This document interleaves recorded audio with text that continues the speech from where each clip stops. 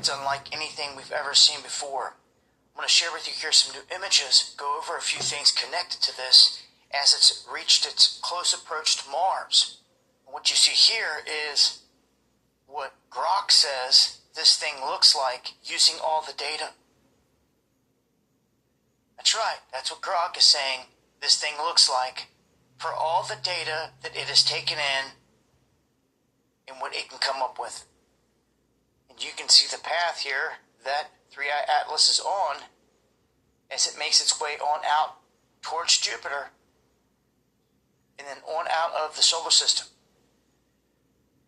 Now the image that you're looking at here in the center frame, these are the alleged first photographs of this 3i Atlas from the Mars Perseverance rover. And you can see it's got a very odd shape to it indeed. Now some could say that this is from the long exposure, and with that in mind, if you break this down, if it's a long exposure, this would have to be a cylindrical object that would fit into the frame 4 or 5 times. That's why it would be pulled out if that was the case. Now, going off these images that are not long exposure, some of these images are from amateur astronomers out there, some that have their own telescopes that are on YouTube that have caught some crazy images as you see on the right here. Now, this is what I'm saying about the long exposure right there. It would still be very possible for this thing to be a lot smaller if this is a long form exposure, like I said, and not cylindrical in nature. The other guys are catching objects that you see like right here, which are absolutely crazy. All these guys catching independent shots of this thing are catching some of the best images that we've seen of this thing yet.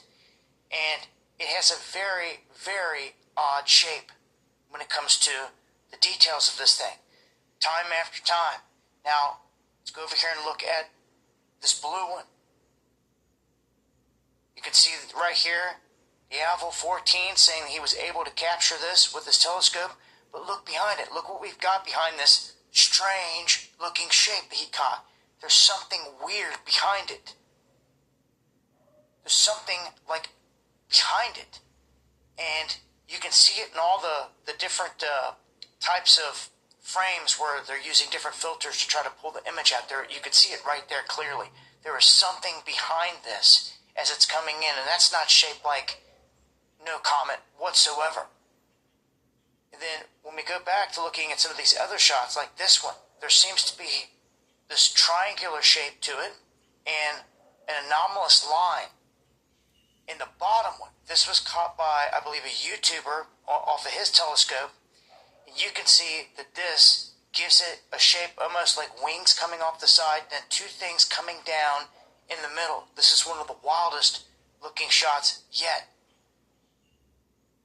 All of this just shows that this thing does not look like a normal comet whatsoever at this point. Now that we're getting some of these fresh images to come in, it's just kind of crazy that Grok makes it look like this off of all the data that it's received thus far.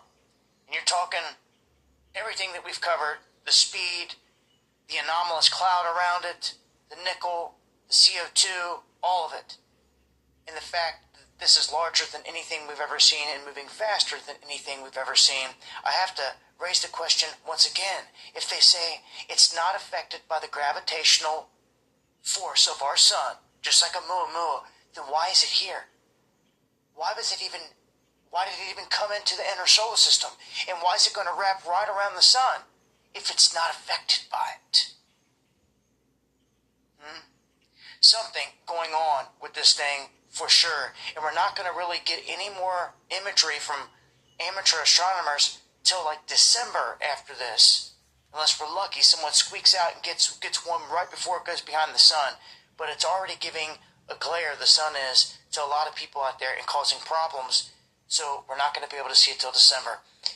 If I get any more images, any more information, I will update you guys. It just continues to stack up with this thing. Join me for the live streams. Going live Monday, Wednesday, and Friday, 9 p.m. Eastern, talking about this and a whole lot more. Hope to see you there. Hasta Skajo.